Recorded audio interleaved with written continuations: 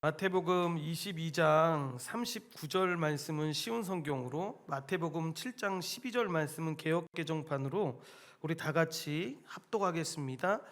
두 번째 계명은 내 이웃을 내 자신처럼 사랑하여라인데, 이것도 첫째 계명과 똑같이 중요하다. 그러므로 무엇이든지 남에게 대접을 받고자 하는 대로 너희도 남을 대접하라. 이것이 율법이요 선지자니라. 아멘. 여러분, 우리가 계속해서 지금 웨스트민스터 대우리 문답을 살펴보고 있는데, 우리가 믿는 것이 무엇인지, 믿는 대상인 하나님에 대해서, 그리고 하나님께서 우리에게 요구하시는 것이 무엇인지를 정확하게 파악하는 것이 지금 우리가 살펴보고 있는 이 웨스트민스터 대우리 문답을 공부하는 목적입니다. 이러한 신앙 고백서 교육은 여러 시대에 걸쳐서 많은 사람들에게 반대를 받아왔었습니다.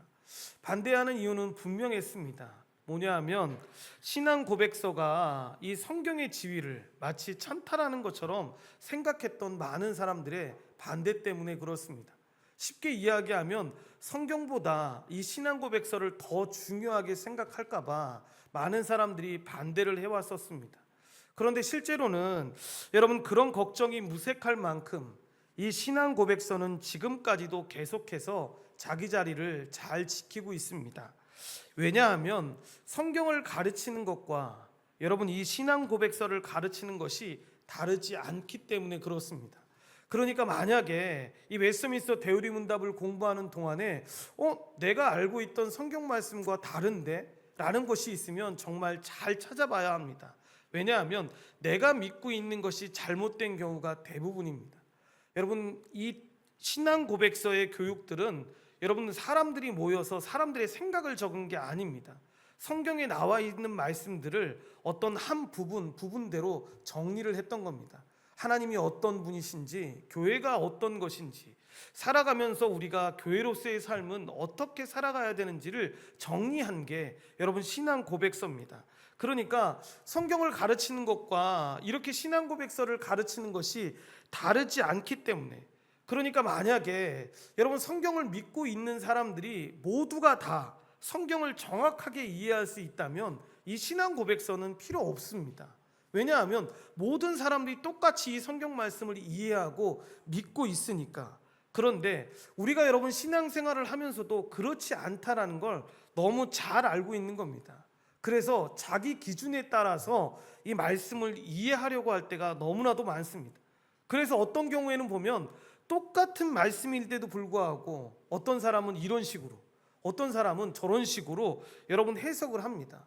그래서 교회는 그런 문제를 해결하기 위해서 이 하나님의 말씀을 정확한 문장으로 만들어서 가르쳐야 했습니다. 그래서 나온 것이 여러분 공의의 결과인 이 신앙 고백서의 내용들입니다. 그러니까 이 부분을 보면서 우리가 분명히 해야 하는데, 하나님의 말씀을 대체하려고 하는 것이 아니라 하나님의 말씀을 올바로 가르치게 하기 위해서 신앙 고백서가 우리에게 주어졌다라는 것, 여러분 이 사실을 분명하게 기억해야 합니다. 참으로 안타까운 현상 중에 하나가 바로 그런 거지 않습니까? 여러분 해마다 이단들이 넘치게 나타납니다. 그런데 여러분 잘 보시면 이단들이 주장하는 내용들은 여러분 신의 신만 바뀌었을 뿐이지, 잘못된 사상만 바뀌었을 뿐이지 대부분의 내용들이 거의 똑같습니다. 그래서 어떤 이단들이 나타났대, 그 이단들이 이런 주장한대 라고 말할 때 별로 긴장하지 않아도 됩니다. 왜냐하면 여러분 논리 자체는 바뀌지 않았기 때문입니다. 그러한 이유로 신앙 고백서가 우리에게 필요한 이유이기도 한데, 이 신앙 고백서가 나올 때를 잘 보면 거짓 교회와 싸우는 과정에서 이 신앙 고백서가 나왔다라는 것을 보게 됩니다. 그래서 그들이 잘못되게 주장한 것들에 대해서 성경은 이렇게 이야기한다 라고 하는 것을 모아서 만들었던 게 여러분 신앙 고백서입니다. 그러니까 요즘 교회가 여러분 이 이단의 공격이나 이런 것에 어려움을 당하고 있다, 힘들고 있다 라고 이야기하면 다른 게 아닙니다. 신앙 고백서 교육을, 성경 교육을 게을리하기 때문에 여러분 그러한 일들이 일어나고 있는 것입니다. 그러니까 신앙 고백서의 내용은 교단하고는 아무 상관이 없는 겁니다. 이 나오는 모든 내용에 사람들이 동의를 합니다. 왜냐하면 성경에 있는 내용을 가지고 정리한 것이기 때문에 스스로가 생각하기에 다르다라고 생각할 뿐이지, 성경에 있는 말씀들을 한 구절 한 구절을 모든 문답의 답마다 적혀 있기 때문에 여러분 그 대답이 잘못됐다라고 말할 수가 없는 것입니다. 그리고 그 많은 신앙 고백서 중에 대표적인 이 신앙 고백서가 우리가 지금 살펴보고 있는 웨스터민스터 대요리 문답입니다. 그래서 지금 우리가 이 부분을 보고 있는 건데, 오늘이 33번째 시간입니다. 122문부터 128문까지의 내용인데, 이 내용에는 뭐가 있냐면 사람에 대한 우리의 의무를 담고 있는 계명들에 대해서 여러분 나와 있습니다. 먼저 122문을 보시면 사람에 대한 우리의 의무를 담고 있는 6계명의 요약은 무엇입니까? 라고 묻는데, 답은 프린트문에 나와 있는 답은 다 같이 읽겠습니다. 사람에 대한 우리의 의무를 담고 있는 6계명의 요약은 우리 이웃을 우리 자신같이 사랑하며 남에게 대접을 받고자 하는 대로 우리도 남을 대접하라는 것입니다. 아멘. 이 10계명의 구조에 대해서 여러분 정리를 먼저 하려고 하는데, 10계명은 크게 여러분 하나님의 의무에 대해서 나오는 일부 부분과, 그러니까 1계명부터 4계명까지의 내용과 사람에 대한 의무가 나오는 2부로 구성이 되어 있습니다. 1부는 말씀드린 것처럼 1계명부터 4계명까지의 내용인데, 우리는 이것을 특별히 예배와 관련 지어서 바른 예배의 대상, 바른 예배의 방법, 이 바른 예배의 자세와 태도, 그리고 예배를 바르게 드려야 하는 이유로 살펴봤었습니다. 그리고 오늘부터 우리가 2부로 이 5계명부터 10계명까지에 나오는 내용들을 하나씩 차근히 보려고 하는데, 여기에서는 사람에 대한 의무를 담고 있습니다. 그러니까 지난주까지 하나님에 대한 의무를 살펴봤다면 오늘부터는 사람에 대한 의무를 살펴볼 순간인데, 예수님은 사람에 대한 의무를 다음과 같이 크게 2가지로 요약하셨습니다. 첫 번째는 우리 이웃을 우리 자신같이 사랑하라는 내용입니다. 그렇다면 여기서 질문이 나오지 않겠습니까? 도대체 누가 우리의 이웃이란 말입니까? 라는 질문이 나올 수 있습니다. 이것은 선한 사마리아인의 비유에 잘 나와 있는데, 이 비유의 요점은 뭐냐면 우리를 필요로 하는, 도움이 필요로 하는 모든 사람들이 우리의 이웃이라고 이야기를 합니다. 따라서 우리는 가까운 사람만 우리의 이웃으로 여겨서는 안 되는데, 자신을 아끼고 사랑하는, 이 어려움에 처하는 모든 사람들에게 자신을 아끼고 사랑하듯 사랑과 자비를 베풀어야 합니다. 여러분, 2번째는 남에게 대접을 받고자 하는 대로 우리도 남을 대접하라고 이야기를 하는데, 예수님께서 직접 사람에 대한 내용을 말씀하신 것인데, 자신이 대접을 받고 싶은 만큼 다른 사람도 대접하라는 의미입니다. 이 말씀은 우리가 흔히 황금률로 표현하기도 하는데, 이웃이 우리에게 해주기를 원하는 대로 우리도 여러분 이웃에게 행해야 한다라는 것이 이 황금률의 요점입니다. 누구도 여러분 입으로만 사랑받기를 원하지 않는데, 그래서 행동으로 사랑받기를 다 원합니다. 이처럼 이웃을 사랑한다라는 건 그들을 위해서 무언가를 행동으로 움직이는 것을 이야기합니다. 사람들이 이 황금률에 대한 잘못된 이해와 이 잘못된 사용을 하는 경우들이 있는데, 어떤 경우냐면 모든 종교 안에 이 황금률이 있다라고 생각을 하는 겁니다. 그도 그럴 것이, 다른 사람들을 생각하고 다른 사람들을 배려하는 정신이 다른 타종교에도 있다라고 생각을 하는 거죠. 하지만 중요한 것은 이 하나님의 사랑이 전제되지 않는 사랑은 진정한 사랑이라고, 참된 사랑이라고 말할 수가 여러분 없다는 겁니다. 왜냐하면 성령으로 거듭나지 않고 하나님을 향한 사랑이 그들의 마음속에 새겨져 있지 않는 한 이 황금률이라는 것이 사람이 절대로 지킬 수 없는 것이기 때문입니다. 물론 아니라고 여러분들이 생각하기에 이게 너무 합리적인 이야기라고 할지 모르겠습니다. 이게 뭐 어려운 겁니까? 내가 대접을 받고 싶은 만큼 남을 대접하라고 하는데 이게 뭐 어렵나요? 다 할 수 있는 것 아닙니까? 라고 이야기할 수 있습니다. 그런데 되게 간단한 말씀이라고 당연한 이야기라고 생각이 들지만 여러분, 솔직히 인간은 기본적으로 그럴 수가 없는 존재입니다. 한번 쉽게 잘 생각해 보십시오. 여러분을 누군가가 여러분 갑자기 다가와서 한 대 여러분을 때렸을 때 여러분은 어떻게 하고 싶으십니까? 여러분은 이미 이 황금률을 지키고 있는 사람이기 때문에 반대쪽도 때리세요라고 말할 수 있을지도 모르겠지만, 저 같은 경우는 아무 이유 없이 그렇게 한 대 맞았다면 욱할 것 같습니다. 왜 갑자기? 아무 이유 없이 나를 때릴까? 라고 생각해서 여러분, 그 사람을 한 대 때리면 여러분 이게 풀리겠습니까? 솔직히 일반적으로 사람들은 풀리지 않습니다. 받은 대로 그대로 돌려줘도 풀리지 않습니다. 여러분, 오히려 두 대를 때리고 세 대를 때려도 풀리지 않는다라고 말하는 것이 보통 인간의 마음입니다. 그러한 면에서 기본적으로 인간은 내가 저 사람을 대접하지 않아도 저 사람이 나를 대접해 주기를 원하고, 내가 이 사람한테 만약에 이렇게 대접했으면 저 사람이 나에게 두갑절 세갑절 대접해 주기를 원하는 게, 여러분, 그것이 인간의 마음이라는 겁니다. 그러니까 이 황금률을 지키는 것이 되게 쉬워 보여도 여러분 절대로 쉬운 게 아닌데, 진정한 사랑을 알고 있지 못한다면, 즉 하나님의 사랑과 이 하나님의 용서하심을 직접적으로 경험한 사람이 아니라면 이 황금률을 제대로 실천할 수가 없다라는 것입니다. 그래서 우리의 삶에 항상 은혜가 필요하다라고 말하는 것인데, 우리 힘으로는 절대로 할 수가 없습니다. 그리고 123문으로 제5계명은 무엇입니까? 라고 묻습니다. 답을 다 같이 읽겠습니다. 제5계명은 내 부모를 공경하라.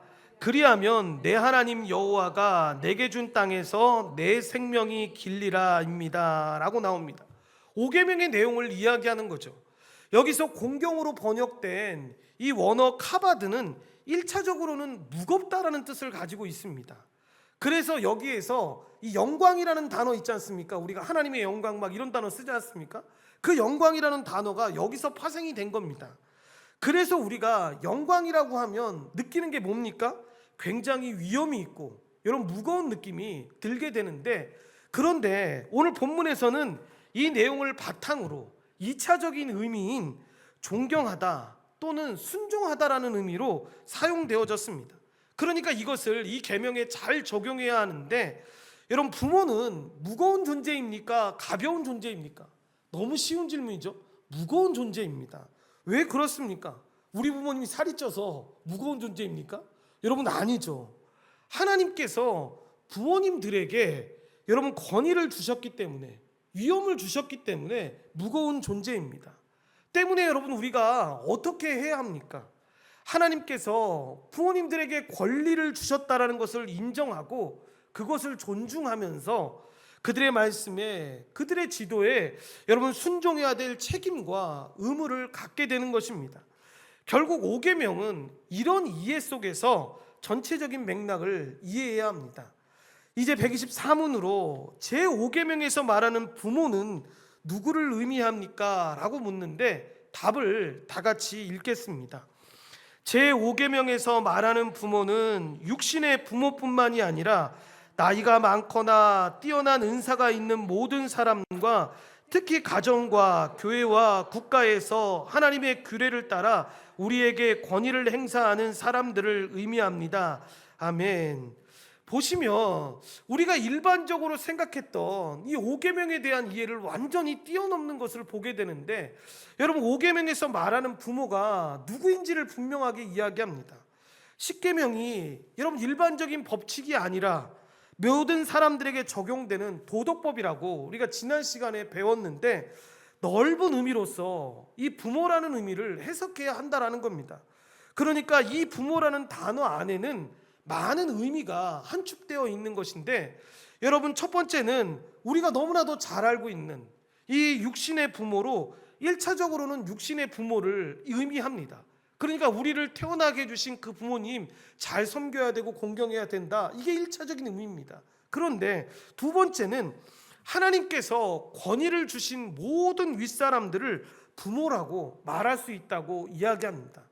말씀드렸던 것처럼 십계명이 모든 도덕법의 요약이기 때문에 이 부모의 의미를 넓은 의미로 해석하고 적용할 수가 있습니다.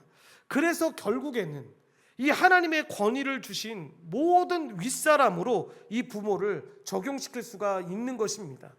그리고 세 번째는 나이가 많은 사람으로 우리가 흔히 말하는 연장자분들을 이야기합니다.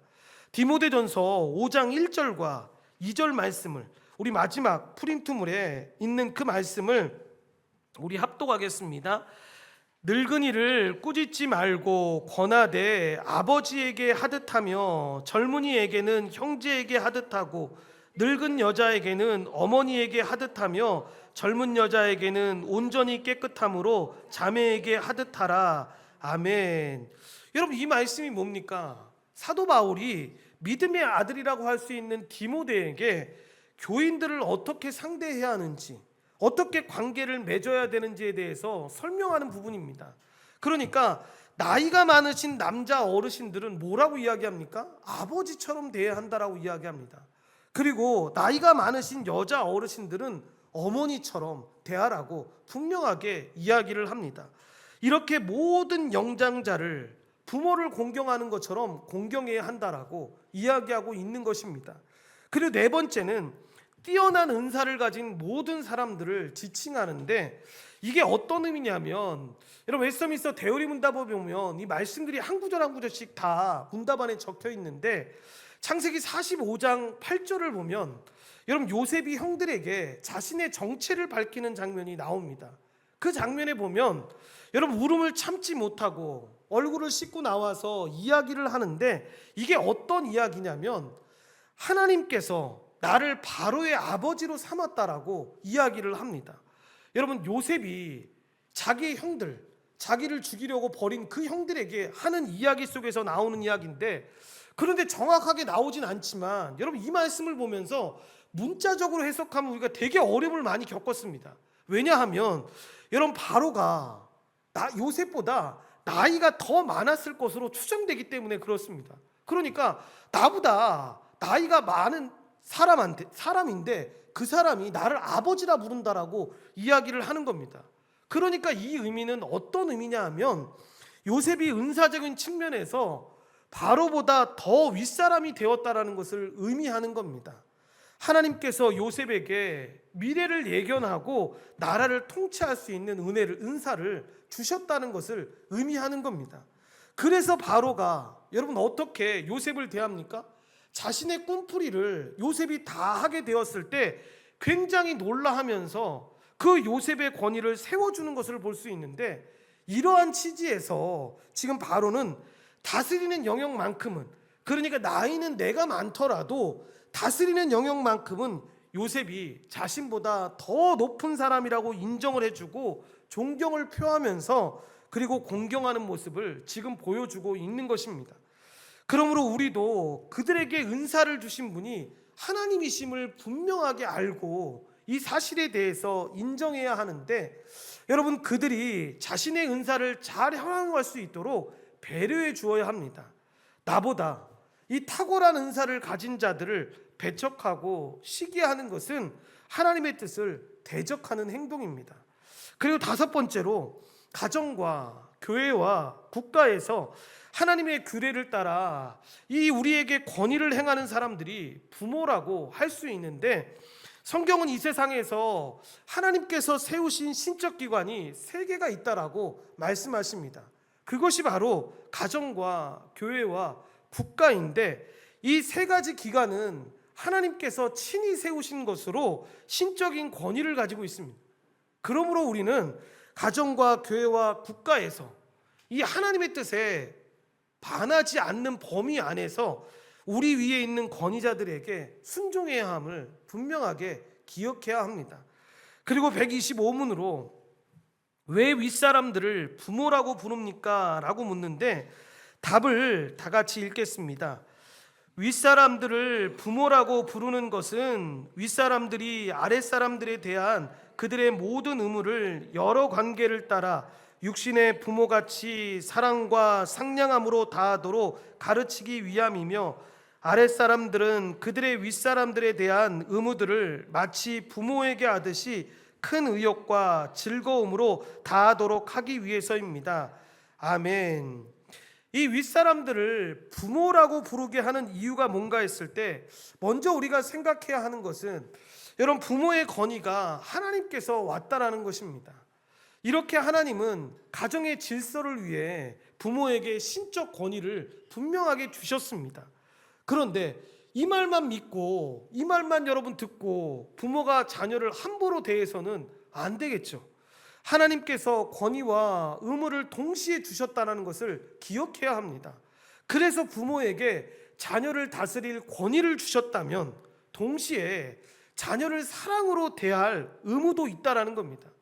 성경은 부모들에게 너희 자녀를 노엽게 하지 말고 오직 주의 교훈과 훈계로 양육하라고 여러분 말합니다. 마찬가지로 하나님께서 권위를 주신 윗사람들은 이 자신의 권위 아래에 있는 자들을 대할 때 마치 부모가 자녀에게 대하듯 사랑으로 대해야 하는데, 바로 이것이 성경이 윗사람들을 부모라고 칭하는 이유입니다.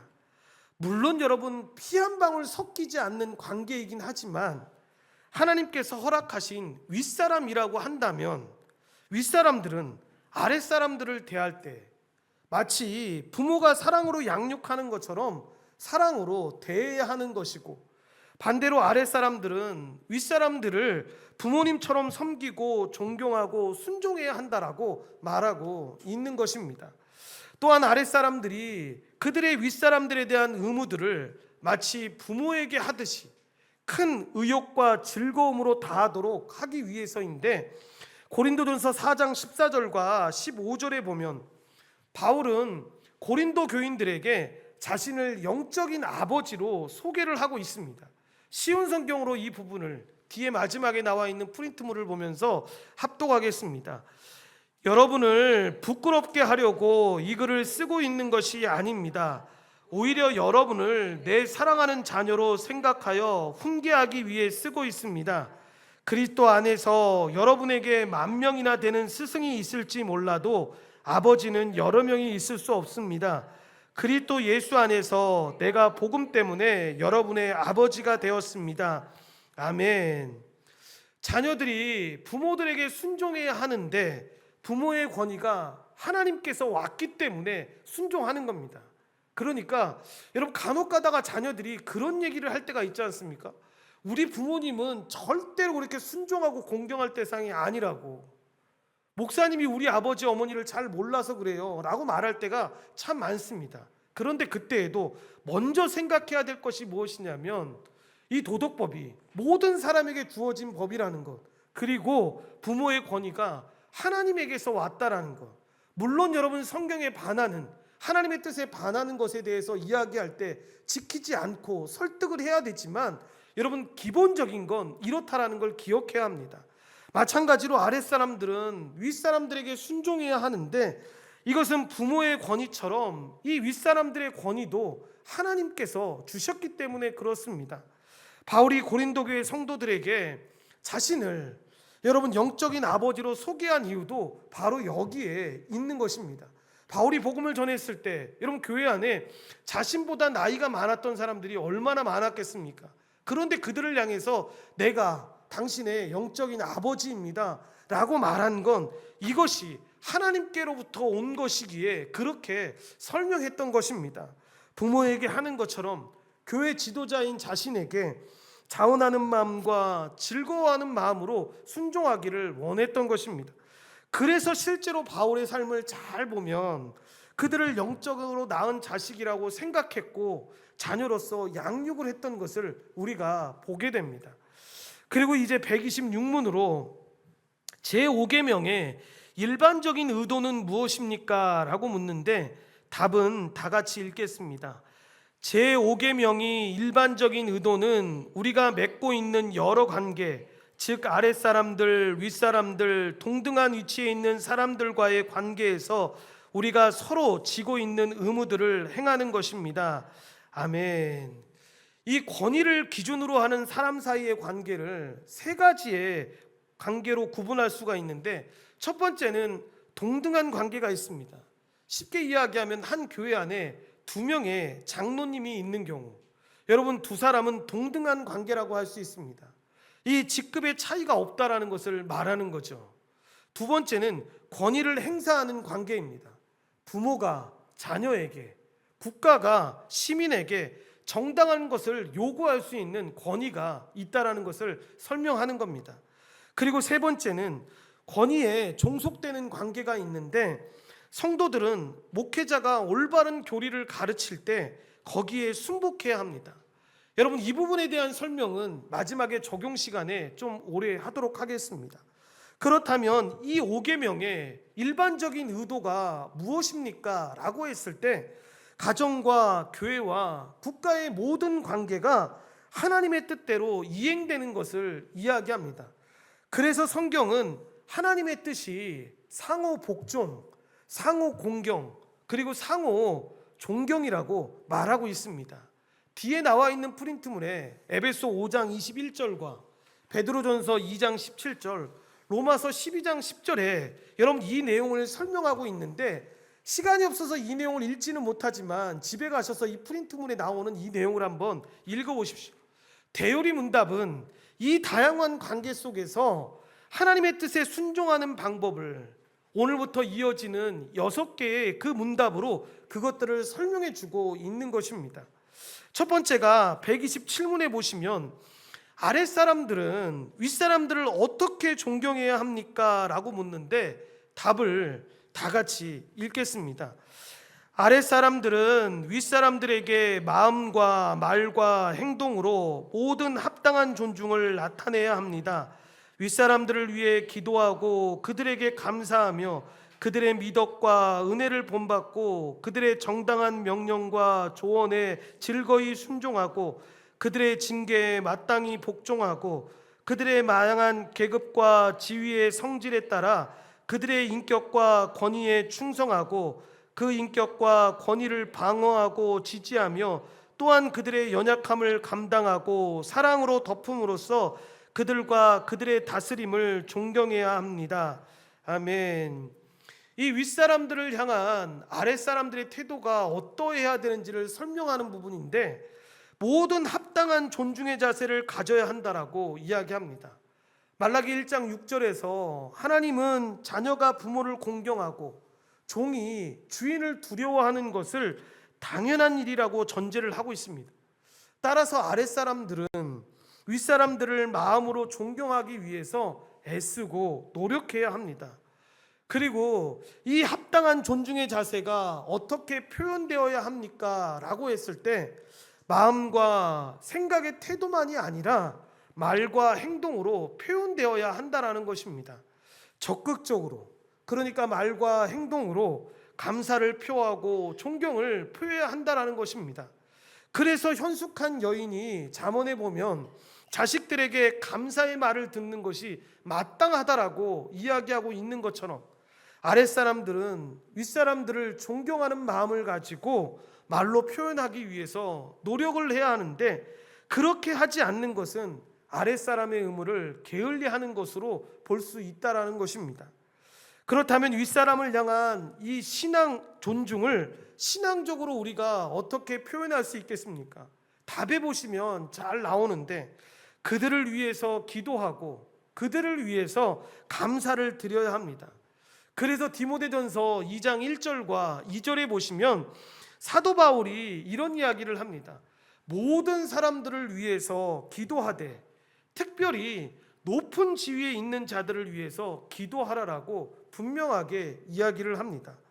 이처럼 윗사람들을 위해서 기도하는 것은 지극히 아랫사람들이 당연히 해야 될 의무와 책임이라는 것을 잊지 말아야 합니다.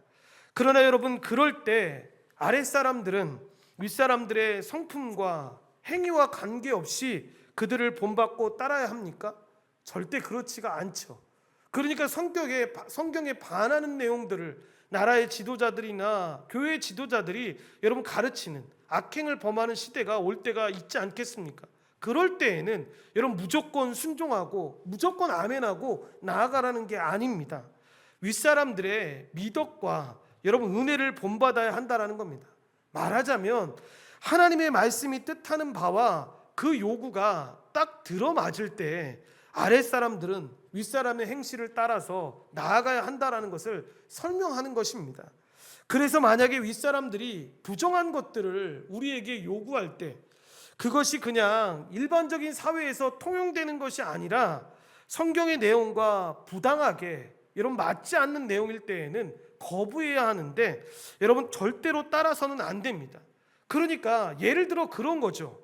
만약에 직장에 들어가게 됐는데 들어갈 때 입사 조건과 전혀 상관없이 나에게 부당하게 주일날 와서 일을 하라고 마치 골탕을 먹이려고 하는 것처럼 그렇게 계속해서 여러분 와서 일을 해라 라고 이야기를 한다면, 그런데 여러분 그런 경우도 있지 않습니까? 충분히 납득이 될 만큼 주일날 여러분 믿지 않는 사람들이 살아가는 직장 가운데 원래 계약에는 그런 게 없었는데 너무 바빠서 가는 경우들이 있을 수 있지 않습니까? 그러면 여러분 그런 경우는 어떻게 양해를 구하고 빠지든가 아니면 다른 예배를 드리든가 하는 방법으로 여러분 지켜줘야죠. 그런데 부당하게 계속 이 요구를 하고 있다면 여러분 거기에는 순응할 필요가 전혀 없다라는 것을 이야기하는 겁니다. 그래서 처음부터 때려치고 나와라 이 얘기가 아니라 처음에 잘 얘기해야죠. 제가 들어올 때 입사의 조건은 이게 아니었지 않습니까? 주의를 분명하게 지켜주신다고 했고 제가 이렇게 신앙생활이 중요한 사람이라고 주일 성수가 중요한 사람이라고 이야기를 했으니까 이걸 지켜주셨으면 좋겠습니다. 그런데 그쪽에서 너무 택도 없이 이야기를 한다면 여러분 나와서라도 그것을 분명히 말해주어야 한다라는 것입니다. 그렇게 여러분 정당한 명령과 조언의 증거에는 즐거이 순종해야 하는데 바울은 윗사람들에게 순종하는 것이 옳다라고 이야기를 했습니다. 그 이유는 크게 두 가지입니다.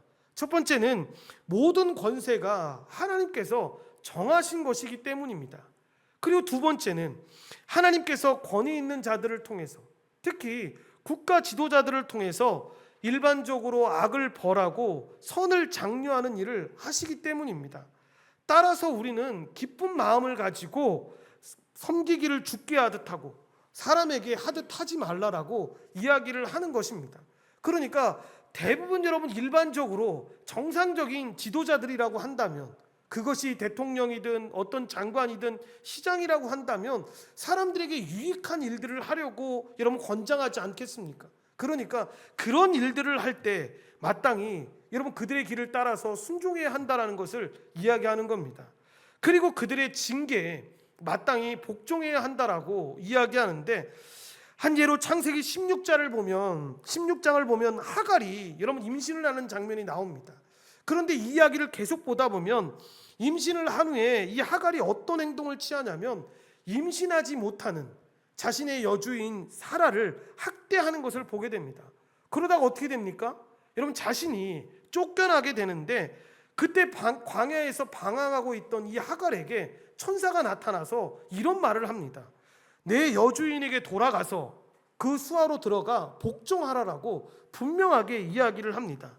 곧 하나님은 하갈의 주인이었던 사라의 그 명령과 권고에 복종하기를 원하셨다라는 것입니다. 결국 아랫사람들을 향한 하나님의 뜻은 이 윗사람들의 정당한 징계에 마땅히 복종하는 것이다라고 말할 수가 있는 것입니다. 그리고 그들의 다양한 계급과 지위의 성질에 따라 그들의 인격과 권위에 충성하고 그 인격과 권위를 방어하고 지지하라고 하는데 이렇게 아랫사람들은 윗사람들의 인격과 권위에 충성해야 하는데 이때 이 계급과 지위의 성질에 따라 그 충성을 달리해야 합니다. 그러니까 똑같이 해서는 안 된다라는 거죠. 예를 들면 국가의 윗사람들에게 충성하는 것과 교회 윗사람에게 충성하는 것은 성질이 다릅니다. 여러분 내용 자체도 여러분 잘 판단해야죠. 이것이 성경의 기준에 맞춰서 하나님의 뜻에 맞는 것이다 라고 하는 것이면 충성해야죠. 그런데 내가 싫어하는 지도자라고 해서 그 내용이 하나님의 말씀에 분명히 충분한 내용인데도 불구하고 거절하면 이건 잘못된 겁니다. 그런데 아무리 이 사람이 하나님을 믿고 있는 장로라 할지라도, 집사라 할지라도, 대통령이 되었을 때 하나님의 뜻에 어긋나는 것을 주장한다고 한다면 여러분, 그것은 목숨 걸고 막아야 하는 거죠. 그것을 지키지 않고 하나님의 말씀대로 살아가는 것이 우리의 삶이 되어야 하는 겁니다. 그러니까 이렇게 잘 봐야 합니다. 한 예로 다윗의 아들 압살롬이 반역을 했을 때 여전히 다윗을 따르며 지지하는 세력들이 있었습니다. 그들은 다윗의 권위를 보호하기 위해서 어떻게 합니까? 생명을 걸고 싸우는 것을 우리가 보게 됩니다. 마찬가지로 우리도 윗사람들의 그러한 인격과 권위를 보호해 주어야 합니다. 그리고 갈라디아서 6장 6절에서 바울은 이렇게 이야기합니다. 가르침을 받는 자들이 말씀을 가르치는 자와 모든 좋은 것을 함께 해야 한다라고 이야기합니다. 무슨 이야기를 하고 있는 겁니까? 여러분, 윗사람들이 하나님의 뜻에 반하지 않으면 적극적으로 지지하고 협력할 것을 지금 이렇게 이야기하고 있는 것입니다.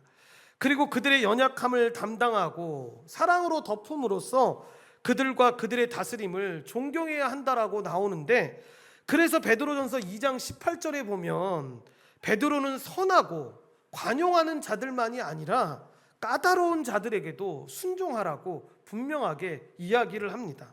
이렇게 하나님은 윗사람의 자격과 조건을 따지기보다 그들의 연약함을 사랑으로 덮어주기를 바라는데, 물론 이 사람이 명명백백하게 어떤 분명한 잘못을 저질렀다면 잘못을 이야기하고 한거를 해야 할 때도 있습니다.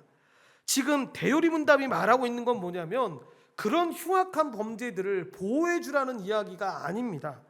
사랑으로 덮어주고 인내해야 될 그 실수와 인품의 연약함을 방어해 줘야 된다는 것을 이야기하고 있는 것입니다. 그러니까 인간이기 때문에 어떤 실수를 하거나 인간적인 연약함 때문에 저지른 실수들은 우리가 사랑으로 덮어주고 그를 보호해 주어야 하는 것이 아랫사람들의 의무라는 것을 이야기하고 있는 것입니다. 마지막으로 128문, 아랫사람들이 윗사람들에게 저지르는 죄는 무엇입니까? 라고 묻는데 답을 다 같이 읽겠습니다. 아랫사람들이 윗사람들에게 저지르는 죄는 윗사람들에게 해야 할 의무를 소홀히 하는 것과 윗사람들이 정당하게 조언하고 명령하고 징계할 때 그들의 인격과 지위와 반대하여 시기하고 경멸하며 반역하는 것, 욕하고 조롱하는 것, 그리고 그들과 그들의 다스림의 수치와 능력이 되는 불량하고 불미스러운 모든 행동거지입니다. 아멘. 보시면 아랫사람들이 윗사람들에게 저지르는 죄악들이 여러분 쭉 나와 있는데, 첫 번째로 보시면 윗사람들에게 해야 될 의무를 소홀히 하는 것이 죄라고 이야기합니다. 마태복음 15장 4절로 6절 말씀인데 같이 한번 우리 읽겠습니다. 하나님께서는 내 아버지와 어머니를 공경하라고 말씀하셨다. 또한 아버지나 어머니를 욕하는 사람은 반드시 죽으리라고 말씀하셨다. 그런데 너희는 아버지나 어머니에게 드리려던 것을 하나님께 드렸다고 하면 자기 부모를 공경하지 않아도 된다라고 말하면서 너희 전통을 빌미로 하나님의 말씀을 무시하고 있다. 아멘. 여러분, 이 내용이 뭡니까? 고르반에 관련된 이야기입니다. 이 고르반의 내용이 뭐냐면 예수님께서는 하나님께 드림이 되었다라고 하는 것을 핑계로 마땅히 봉양해야 될 부모님들을 돕지 않는 것을 합리화하고 그것들을 격려하는 이 바리새인들과 서기관들을 지금 책망하고 있는 겁니다. 쉽게 말하면 그 당시에 부모 공경하기 싫으니까 여러분, 사람들이 어떤 자세를 취했냐면 내가 이 물질을 갖고 하나님께 드렸기 때문에 부모님께 공경해야 될 이 예물이 없습니다 라고 말하면 사람들이 그것을 죄로 여기지 않고 오히려 칭찬하는 분위기 속에 있던 것을 예수님이 책망하셨던 겁니다. 그러니까 자녀로서 부모를 공양하는 것이 너무 당연한 것인데 너무 없어서 도움을 받는 것은 어쩔 수 없지만 분명히 할 수 있었음에도 불구하고 그거 하기 싫어서 하나님의 이름을 팔고 그렇게 하는 것이 잘못됐다라는 것을 지금 이 계명에 분명하게 벗어났다라는 것을 설명하고 있는 것입니다. 자신이 만들어낸 그 전통을 지키기 위해서 하나님이 우리에게 주신 이 계명을 어기는 것, 정말 잘못됐다라는 것을 예수님이 말씀하시고 책망하시는 것입니다. 두 번째는 윗사람들이 정당하게 조언하고 명령하고 징계할 때 반대하는 것이 죄라는 것을 분명하게 이야기하는데, 사무엘상 2장에 보면 엘리 제사장이 범죄 가운데 있었던 두 아들을 책망하는 것을 보게 됩니다. 여러분, 성전에 이 성전을 돕던 자들을 여러분 성폭행하고 이 성전에 있던 물질들을 자기 것인 양 막 사용하고 있는 자식들을 보면서 데려다 놓고 권고를 하고 조언을 하면서 그렇게 살면 안 된다라고 이야기를 하는 겁니다. 그런데 그 두 아들이 어떤 행동을 취합니까? 여러분, 그 말씀을 귀담아 듣지 않는 겁니다. 결국 어떻게 되냐면 엘리 제사장의 두 아들 그리고 그 가문은 하나님의 심판을 받게 됩니다. 신명기 2장 21절에도 보면 이런 자들을 돌로 쳐 죽이라고까지 명령을 하고 있는 것을 보게 되는데, 이처럼 윗사람의 정당한 명령과 징계에 순종하지 않는 자는 제5계명을 어기는 것입니다. 세 번째로 그들의 인격과 지위에 반대하고 시기하고 경멸하여 반역하는 것이 죄라고 이야기하는데, 이런 자들은 출애굽기 21장 15절 이하에 보면 부모의 인격을 무시하는 자는 반드시 죽여야 한다라고 이야기를 합니다. 즉 윗사람의 인격을 모독하는 것이, 이 제5계명을 어기는 것이 얼마나 큰 죄인지를 보여주는 겁니다.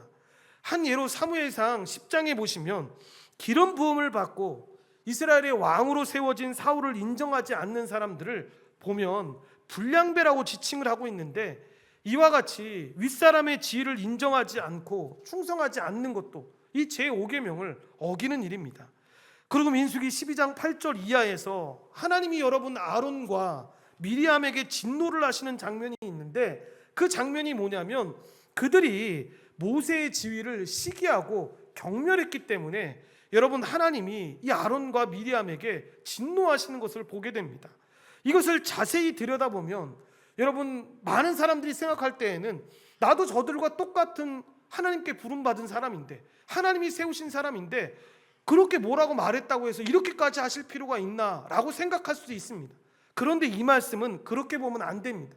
결국에는 뭐냐면 하나님을 향한 불만이 이렇게 표출되고 있는 겁니다. 하나님께 여러분 말하고 있는 겁니다.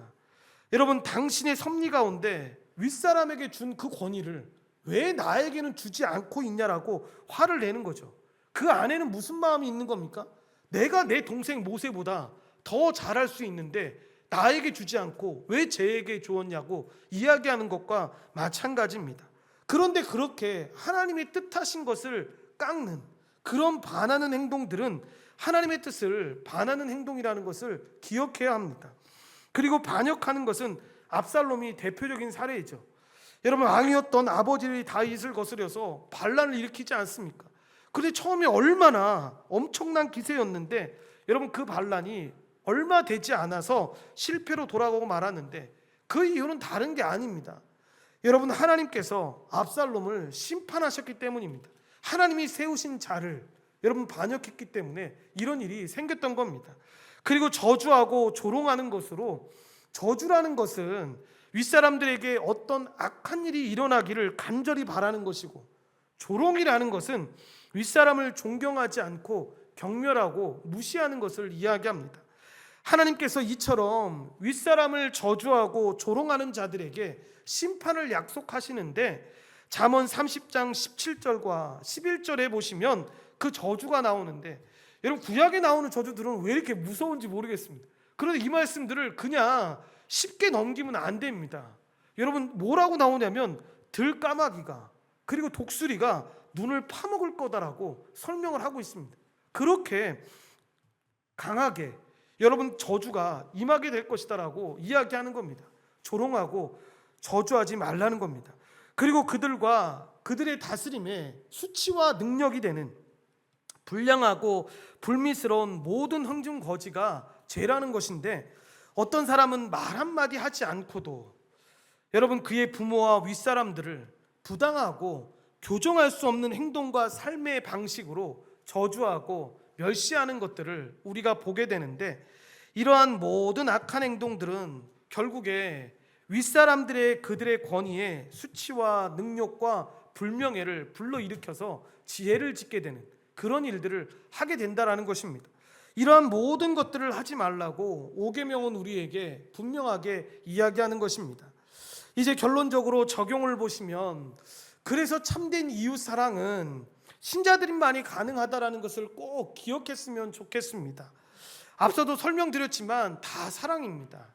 사랑을 이야기하고 사랑으로 표현하고 또 사랑을 노래로 불러지어서 부르는, 정말 주변에서 정말 쉽게 경험하고 누릴 수 있는 그런 시대를 우리가 지금 살고 있는데, 사실 진정한 사랑은 말씀드렸던 것처럼 참된 하나님이신 하나님으로부터 기인된 사랑이라는 것을 여러분 꼭 기억했으면 좋겠습니다. 그러니까 참되고 진실된 하나님의 사랑을 받지 않은 사람들은 여러분 이 사랑을 가지고 살아갈 수가, 베풀 수가 없는 것입니다. 진정한 사랑은 여러분 대가를 지불하는 희생적인 사랑인데 단순히 어떠한 감정이 아닙니다. 그러니까 진정한 사랑은 그에 따른 책임과 그에 따른 희생이 수반된다라는 걸 기억해야 합니다. 따라서 참된 이웃사랑은 하나님께 참된 용서를 받고 그 사랑을 경험한 사람만이 실천할 수 있는데, 여러분 이 사랑을 받지 않은 사람이 어떻게 이 사랑을 가지고 다른 사람들한테 그 사랑을 베풀고 여러분 그 사랑을 이야기할 수가 있겠습니까? 자기도 못 지키는 건데, 그 사랑을 자기도 받아보지 못했는데 그 참된 사랑을 가지고 어떻게 다른 사람들을 사랑하면서 한쪽을 맞았을 때 다른 쪽을 돌려대면서 이쪽도 마음이 풀리면 때리세요라고 말할 수가 있겠습니까? 하나님이 우리를 위해서 그렇게 사랑하셨다는 걸 경험한 자들만이, 그리고 그 사랑을 자신이 받은 자만이 그렇게 행할 수 있는 것입니다. 그래서 이게 여러분 인간의 모습으로 봤을 때는 기적과 같은 것입니다. 우리가 사도행전을 보면서도, 그래서 여러분 안디옥 교회가 생겼을 때 처음에 사람들이 그리스도인이라는 호칭을 그때 처음 썼다고 했지 않습니까? 여러분 그리스도인이라는 호칭을 썼던 이유가 여러분 멸시와 조롱의 의미도 있지만 우리가 전혀 보지 못한 사람이 지금 탄생을 한 겁니다. 발생을 한 겁니다. 그러니까 이전에는 유대교를 믿던 사람들은 유대교 믿는 사람들 이렇게 설명했는데, 이 사람들은 유대교 쪽에서 믿었던 사람들에서 나온 것 같긴 한데 전혀 다른 겁니다. 그러니까 이들을 불러야 될 다른 호칭이 필요해서 그때 여러분 그리스도인이라는 그 호칭을 사용했던 겁니다. 기적과도 같은 일들이 벌어지니까 그들이 조롱의 의미도 있었지만 그들을 향해서 그렇게 불렀던 것입니다. 그렇게 하나님의 사랑을 경험한 자만이 그렇게 사랑을 가지고 나아갈 수 있습니다. 두 번째는 우리가 살고 있는 이 시대가 이 권위에 대한 존중이 필요한 시대라는 것을 우리가 분명히 기억해야 하는데, 현대인들은 탈권위를 굉장히 여러분 선호합니다. 그래서 그것이 세련되고 그것이 높은 수준의 상태라고 이야기를 합니다. 그래서 형 동생처럼 그렇게 아무 부담 없이 그렇게 살고 아무런 권위 없는 그런 데가 정말 좋은 교회고 정말 좋은 곳이다라고 이야기를 합니다. 그런데 잘 알아야 합니다. 여러분 권위 있는 사람, 그래서 권위주의자를 가리켜서 꼰대라고 하면서 별로 좋아지지 않지 않습니까? 그런데 여러분 이게 참 마음이 어려운 것 중에 하나가 뭐냐면 권위와 권위주의를 분명하게 구분해야 합니다. 여러분 권위는 인간 세계에서 반드시 필요한 겁니다. 권위라는 체계가 무너지면 여러분 인간의 이 질서는 다 무너지게 됩니다. 그렇지만 이 권위를 잘못 이해하고 잘못 사용하는 권위주의는 말씀하신 것처럼 배격해야 합니다. 그래서 신자들은 정당한 권위에 대해서는 인정하고 그 권위 앞에 존중하고 복종해야 하는 태도가 필요한 것입니다. 권위가 다 무너진 사람들이 여러분 하나님의 그 권위 앞에서, 하나님 앞에 어떻게 그 준엄하신 그 하나님의 은혜 앞에서 살아가는 자가 어디 있겠습니까? 그러니까 제가 신학교를 다닐 때 여러분 이 찬송가 같은 거, 복음성가 같은 거 부를 때 여러분 그런 찬송가 복음성가 같은 내용들이 있지 않습니까? 그런 악한 의도를 가지고 만든 건 아닌데 가사를 보면 예수님이 마치 자기의 친구인 것처럼 그렇게 표현하는 가사들이 있지 않습니까? 그러면 연세대식 교수님들이 너희들이 나가서 이제 목사가 될 사람들이고 전도사가 될 사람들인데 꼭 기억해야 한다고, 어떤 의도에서 이 가사를 만들었는지는 알겠다. 그런데 이 가사를 부르는 사람들이 진짜 예수님을 친구처럼 생각하면 안 돼. 친구라는 개념이 어떤 개념이냐고, 막대하고 막할 수 있는 개념 아니냐고. 그런데 이 신학교육을 받은 목사 같은 저 같은 사람한테 하셨던 얘기가 뭐냐면, 하나님 앞에 지금 우리가 섰을 때 우리가 하나님을 빳빳하게 쳐다보면서 하나님 앞에 뭔가 얘기하고 있을 거라고 생각하면 큰 착오라고. 구약시대 때 하나님 앞에 보지도 못했고 나가지도 못했던 것처럼 그 하나님의 영광 앞에서 우리가 정말 감격하고 사랑이 넘치지만 그 죄된 우리의 모습을 볼 때 하나님 앞에 한 발자국이라도 우리가 어떻게 나갈 수 있습니까? 얼마나 그 죄됨 앞에서 하나님 앞에 하나님의 그 예수 십자가 은혜 없이 우리가 어떻게 나아갈 수 있습니까? 그러니까 예수 십자가 보혈의 그 은혜를 설명하지 않고 그냥 예수님이 우리를 사랑하셔요.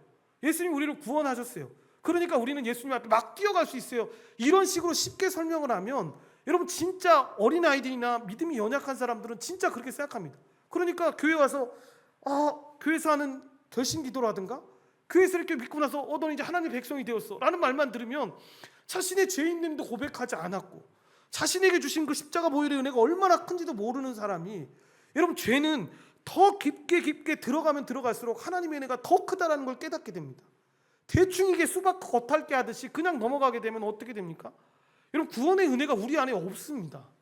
그러면 십자가 은혜로 살아가야 되고 이 구원의 감격이 너무 큽니다. 이 표현들 잘 못합니다. 왜냐하면 없거든요. 자기한테 그냥 부모님 따라서 와서 교회 와서 저 예수 믿습니다. 그러니까 천국 간다고 했으니까 저 구원 받아요.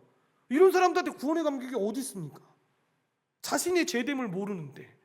그러니까 복음을 전할 때에도 제가 얼마 전에 어떤 목사님하고도 얘기하다가 했는데, 이 목사님이 일반 이제 교회에 계셨던 어느 정도 교회 이제 좀 사람들이 많이 모이는 교회인데 청년들 선교 나가는데 교육을 시켰다고 합니다. 복음에 대한 교육을 시키는데, 여러분 우리가 복음을 전도할 때 보면 어떤 의도에서 그렇게 하는 줄 압니다. 예수님이 여러분 사랑하십니다. 예수님이 여러분 문제를 해결해 주십니다. 이거 틀린 말 아니지 않습니까? 맞습니다. 그런데 이거 전할 때 꼭 전해야 되는 게 뭡니까? 여러분 죄인이라는 걸 분명히 전해야 합니다. 여러분 이거를 안 전하는 겁니다. 요즘에. 왜냐하면 왜 안 전하냐고 물어보니까 사람들이 불편해한다고. 그거 전하면 좋아하지 않으니까. 근데 이 목사님 진짜 용감하게 청년들 붙잡아 놓고 그 복음을 그대로 그냥 전하게끔 한 겁니다. 선교 갔을 때 뒤도 돌아보지 말고, 할머니 할아버지 하나님 앞에 엄청난 죄입니다. 하나님이 할머니 할아버지를 사랑하지 않으면 구원받을 수 없는 존재입니다. 그 죄는 할머니 할아버지가 깨끗한 일을 하고 정직한 일을 한다고 해결될 일이 아닙니다. 오직 하나님의 은혜로 깨끗함을 받아야 합니다 라고 설명을 했다라는 거예요. 그걸 따라갔던 집사님들이나 성도들이 다 충격을 받은 겁니다. 제가 왜 저럴까? 저 할머니 아줌마들이 싫어할 텐데 저렇게 전하면. 그런데 의외로 많은 사람들이 그 복음을 듣고 돌아오는 걸 보고 굉장히 충격을 받았다고 설명을 하는 거였습니다. 그래서 제가 그 목사님 만나고 나서 야, 교회에서 제대로 교육시켰다더라.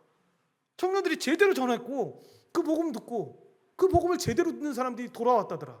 정말 잘했다더라 하니까 이 목사님도 들을 때는 다들 막 시큰둥했는데 진짜 그렇게 전했나 보네요 라고 하면서 이야기를 하더라고요. 여러분 우리가 믿을 때에도 마찬가지입니다.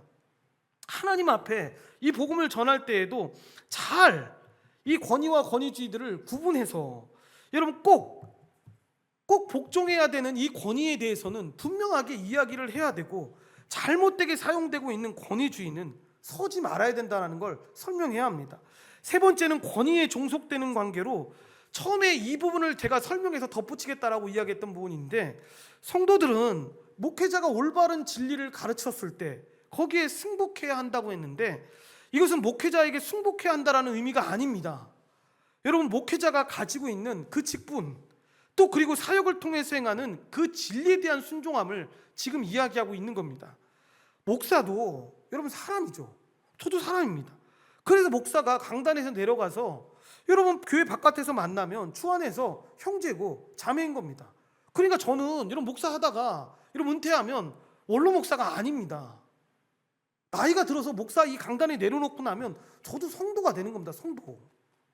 근데 우리나라는 유교가 참 많이 이렇게 지배되고 있는 곳이라서 직분이 계속 그 사람의 직분으로 평생을 따라갑니다. 여러분 은퇴하면 여러분 원로 장로가 어디 있고 은퇴 장로가 어디 있습니까?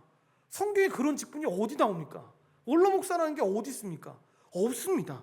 그냥 사랑해야 될 대상이 되는 거고 또 사랑받아야 할 대상입니다. 그런데 중요한 건 이 목사가 공식적으로 직분을 나타날 때 여러분 나타나게 되는 그 권위에 대해서는 마땅히 순종해야 한다라는 겁니다. 왜냐하면 하나님을 대행해서 그 일을 하고 있기 때문에 그 권위에 순종해야 되는 겁니다. 제가 왜 이런 얘기를 하냐면 우리 한국 사회에 이 양극단의 모습이 너무 강하게 나타나기 때문입니다. 한 모습은 목사님이 말하면 뭐든지 다 아멘합니다. 그리고 하시는 이야기가 뭐냐면 목사님이 안 좋은 얘기 하시겠어요? 좋은 얘기 하시니까 아멘하죠. 제가 한번 여러분 섬기고 있던 교회 어떤 목사님이 오셨는데 직구진 분이셨습니다. 무슨 말씀을 할 때 절대 아멘하면 안 되는 반대의 내용을 이야기했습니다. 그런데 사람들이 이게 버릇이 되다 보니까 뭔가 마치 여러분 그렇게 얘기했다고 생각해 보십시오. 하나님은 여러분의 아버지가 아니십니다. 아멘 그렇게 얘기했다고 생각해 보십시오. 얼마나 분위기가 이상했겠습니까? 그런데 사람들이 생각을 안 합니다. 그러니까 목사님이 말씀을 그렇게 하시고 나서 한 몇 초 뒤에 그러는 겁니다. 지금 아멘 했습니까? 하나님이 정말 여러분들의 아버지가 아니십니까? 라고 이야기를 하니까 그때 자기네들이 그렇게 아멘 했다는 것조차도 모르는 거죠. 여러분 이렇게 믿어서는 안 된다라는 겁니다. 또 하나의 닥단은 뭐냐면 그냥 직분만 목사라고 생각하는 것도 조심해야 합니다. 여러분 이 직분은 굉장히 엄미한 겁니다. 예수님이 승천하셔서 이 교회를 위해서 직분을 주신 거지 않습니까? 그 직분을 주신 이유는 하나님께서 직접 통치하시지 않고 이 직분자들을 통해서 이 교회라는 공동체가 영적으로 예수님의 다스리심과 통치하심이 이 나타나게 하기 위해서 직분을 주신 겁니다. 그래서 직분자를 교회마다 세워주신 겁니다. 때문에 그에 합당하게 여러분 우리가 따라가거나 복종해야 될, 순종해야 될 부분들이 있는 겁니다. 여러분 이것을 명확하게 해야 합니다. 그러니까 단순히 목사라는 직분만, 장로라는 직분만 가지고 있는 존재가 아닌데 거기에 합당한 존경을 받을 만한 그 직분에 대한 권위와 위엄이 분명히 있는 겁니다. 우리 모두 이 양극단에 빠지지 않기 위해서 주의를 해야 합니다. 그리고 마지막 네 번째로 윗사람을 향한 가장 강력한 존경의 행동이 뭔가 했을 때 신자로서 이 윗사람을 위한 가장 존경하는 표현은 뭐냐면 기도를 해주고 여러분 감사를 표하는 것입니다. 그러니까 목사님들이 여러분 지도자들이 저를 지지해 주십시오, 저를 위해서 기도해 주셔서 너무 감사합니다 라고 이야기하는 이유가 뭐냐면 빈말이 아니라 진짜 이게 강력하게 그 사람을 위해서 도와주는 방법이라는 걸, 존경하는 표현이라는 걸 알기 때문에 있습니다. 왜냐하면 기도를 할 수 있다는 건 뭐냐면 그 권위가 하늘로부터 하나님께로부터 왔음을 알고 인정할 수 있기 때문에 기도를 한 것이기 때문입니다. 또 기도의 자리에서 그것들을 다시 되새기면서 그 권위를 인정하게끔 하기 때문입니다. 따라서 그의 삶과 그가 하는 일을 위해서 기도해야 하고 그로 인해 내가 얻는 것에 대한 감사의 마음을 우리가 가져야 합니다. 윗사람들, 부모님들, 그리고 교회 직분자들, 또 나라의 위정자들, 이런 사람들이 바르게 자신들의 역할을 다함으로써 우리가 얻게 되는 그 유익들이 분명히 있다는 것을 기억해야 하는데 그것 때문에 우리가 감사를 표하는 마음을 가져야 한다는 것입니다. 그래서 물론 그 대상의 마음이 여러분 어려울 수도 있습니다. 제일 쉽게 이야기하는 게 대통령이 여러분 그럴 수 있지 않습니까? 교회에서 말하는 것과 너무 다른 사상들을 이야기할 수 있고 법을 제정하려고 하는 모습들을 우리가 간혹 가다가 여러분 볼 때가 있지 않습니까? 그런데 그때에도 중요한 것은 여러분 그 권위가 어디로부터 왔는지를 다시 한번 잘 생각해 봐야 합니다. 하나님이 세워주신 권위입니다. 그런데 앞에서 설명드렸던 것처럼 무조건 그 권위에 순종하라는 것이 아닙니다. 하나님의 뜻에 반하는 행동이 나오면 막기 위해서 최선을 다해야죠. 그런데 하나님의 뜻에 맞는 행동을 한다면 여러분 그 행동에 지지를 보내주고 존경을 표해야 합니다. 그러니까 저희 교회 오셨던 분 중에 한 분이 저한테 노골적으로 한번 그렇게 물어보시더라고요. 목사님은 더불어민주당입니까? 국민의힘입니까? 라고 질문을 하시더라고요. 그러니까 제가 그분한테 말씀을 드렸습니다. 전 더불어민주당도 아니고 국민의힘도 아니라고, 그냥 하나님의 말씀대로 그때그때마다 달라지는 것 같다고. 그래서 어떤 때는 더불어민주당인 것처럼 보일 때도 있는 것 같고 어떤 때는 국민의힘처럼 보일 때도 있는 것 같다고. 그런데 이건 목사뿐만이 아니라고, 예수 믿는 사람들의 모든 삶이 그래야 한다고. 말씀에 나와 있는 대로 정말 나라의 대통령이 예수 안 믿는 사람이라도 예수님의 말씀을 정말 실현을 잘 시킬 때가 있지 않습니까? 그러면 그것이 우리의 삶에 얼마나 유익이 됩니까? 그러면 어떻게 합니까? 오늘 말씀에 나와 있는 것처럼 존경을 표해야 합니다. 그리고 대통령을 위해서 기도해 줘야 합니다. 정신 바짝 차리라고. 그리고 잘못된 어떤 법들을 통과시키려고 하고 이런 어떤 법들을 통해서 우리에게 어려움을 주려고 할 때는 이런 막으려고 최선의 노력을 다해야 합니다. 그리고 기도해야 합니다. 하나님, 우리 대통령 제발 정신 차리게 해달라고, 저렇게 정신 못 차리고 저렇게 살지 않게 해달라고 분명하게 기도를 해야 하는 겁니다. 그러니까 우리가 모두가 다 아랫사람들이고 윗사람들로서의 삶을 다 살아가고 있는데, 그때 꼭 기억해야 될 건, 여러분, 그 역할에서 올바르게 자신의 역할과 책임을 다함으로 하나님의 선하신 뜻이 이 땅에서 바르게 이루어질 수 있도록 하나님, 우리를 도와주십시오라고 기도하는 것이 신자로서, 우리가 윗사람으로서 아랫사람으로서 마땅히 해야 될 바임을 잊지 않고 살아가야 되는 것입니다. 그런 은혜가 우리 삶 가운데 넘쳐나게 되시기를 간절히 축원드립니다. 기도하시겠습니다. 기도하실 때 하나님 감사합니다. 하나님, 우리가 오늘 특별히 제5계명에 대해서, 그리고 인간에게 주신 계명의 시작에 대해서 우리가 살펴보았습니다. 이 계명들을 통해서 더 하나님께 가까이 다가가게 하시고 하나님의 은혜를 충만히 받는 귀한 시간 될 수 있도록 주님이 우리 안에 함께하여 주셔서 하나님의 말씀대로 걸어가는, 하나님의 뜻대로 살아가는 믿음의 사람들 될 수 있도록 주님이 도우시고 인도하여 주시옵소서. 모든 걸 주님께 감사드리오며 예수님의 이름으로 기도드리옵나이다. 아멘.